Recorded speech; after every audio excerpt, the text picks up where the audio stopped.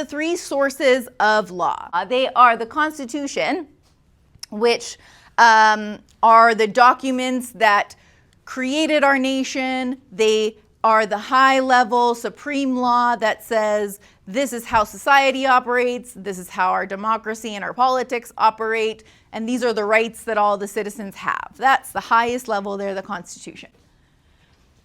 Then we have legislation. Legislation is probably what you think of when you think about a law. Like if you were to go to the Traffic Safety Act and see what was okay and not okay to do on the road, that's a piece of law, that's legislation. The piece of legislation will say, this is the law, these are the things that need to occur to satisfy this law, and this is what happens if that law is broken. Finally, we have the courts. We'll either say it's common law, which you'll hear a lot of the time, case law, which is the word I'm going to try and use to not confuse you throughout this class, or judge-made law. But all of those things mean the same thing. When the judge makes their decision, they don't just sit up on their podium and bang the gavel and say guilty. They actually leave the courtroom for several months, work with their legal team to write a decision. And then that decision gets published publicly. So you can go online right now, and find all decisions of court cases ever published. That is a constitutional right that we have to transparency on how courts make decisions.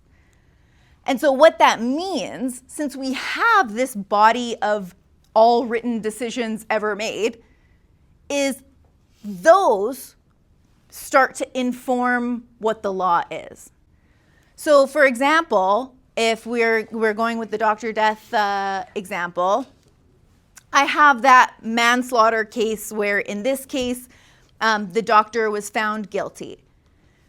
If then I have another client knock on my door and was doing the same thing, and they're like, I'm innocent, I'm going to trial, I can pull out that case and say, if you read this, you can see that the court is going to find this set of facts in this way.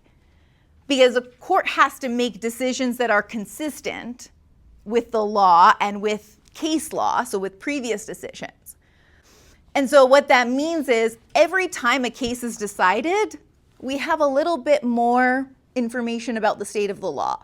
And most of your job as a lawyer is piecing together cases that are similar to yours. And it's really, if you are somebody that really likes thinking deeply, it's kind of fun.